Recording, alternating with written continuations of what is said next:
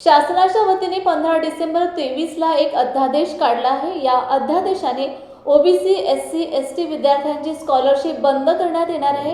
या शासनाच्या गोरगरीब विद्यार्थ्यांना शिक्षणापासून वंचित ठेवण्याचा डाव असून या निषेधार्थ महाराष्ट्रभर तीव्र आंदोलन करणार असल्याची माहिती भारतीय राष्ट्र समिती पक्षाचे नेते उमेश वावरे यांनी दिली। महाराष्ट्र शासनाचा जिहाद रद्द झालाच पाहिजे। स्कॉलरशिप बंद करून रद्द करा, रद्द करा, रद्द करा, रद्द करा। महाराष्ट्र शासनाने काढलेला जिहाद रद्द करा, महाराष्ट्र शासनाने काढलेला जिहाद रद्द करा, महाराष्ट्र शासनाने काढलेला जिहाद रद्द करा। डॉक्टर उमेश वावरे, महाराष्ट्र शासनाने 15 डिसेंबर 2023ला जो GR काढला आहे तो GR अत्यंत महाराष्ट्रासाठी आणि बेरोजगार युवक युवतीसाठी भरपूर घातक आहे।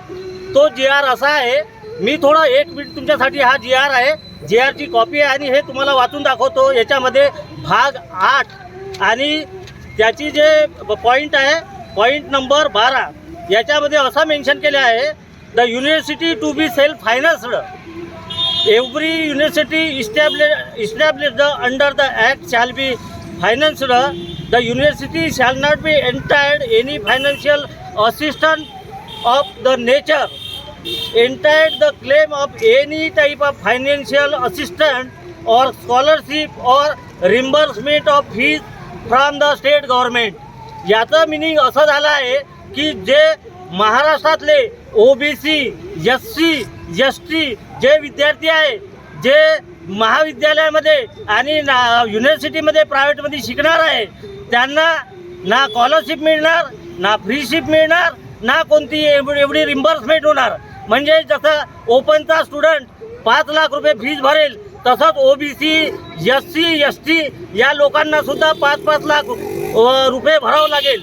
आपण गरीब, वंचित, शोषित, पीडित वर्गातले मुलं आहोत, आपण कशा मुलांना शिकवणार आहोत? तर हे जे तिगडी गव्हर्नमेंट आहे, हे जे तिगडी महाराष्ट्र शासन आहे, हे युवकांचा संपूर्ण बळी घेत आहे। आज या गव्हर्नमेंटला लवकरात लवकर उपडून फेकावं लागेल, अन्यथा आपले ओबीसी, एसटी आणि एससी बांधव आहे यांचा जीव घेतल्याशिवाय हे ठेवणार नाही। आज हा GR इंग्लिशमध्ये आहे, हा GR इंग्लिशमध्ये आहे।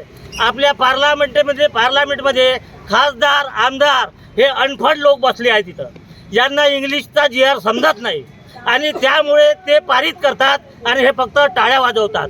म्हणून माझी हे महाराष्ट्राच्या जनतेला आव्हान आहे की हे जे अनफड लोक आहे, आमदार, खासदार, यांची या इलेक्शनमध्ये सुट्टी करा आणि सुशिक्षित, एज्युकेटेड, वेल एज्युकेटेड लोक यांना पार्लमेंटमध्ये आणा, म्हणजे ते तुमच्या ओबीसी, एससी, एसटी लोकांचं भवितव्य उज्ज्वल करू शकतात। आज फक्त टाळ्या वाजवून राहिले। माझ्यासारखा मी बाहेर देशातून सायंटिस्ट म्हणून होतो, मला वाटतं की समाजाची सेवा झाली पाहिजे, त्याच्यामुळे मी हा मुद्दा घेतला आहे आणि गोरगरीब जनतेपर्यंत मी हा मुद्दा घेऊन चालील आणि महाराष्ट्रात सुद्धा मी हे आंदोलन पेटवणार आहे। युवक, युवती आणि जे कष्टकरी आहे त्यांनी आता या आंदोलनामध्ये सामील व्हा आणि गव्हर्नमेंटला घरचा आहेर दाखवा, कारण की हे जे तिहेरी सरकार आहे हे कोणाच्याही कामाचं नाही।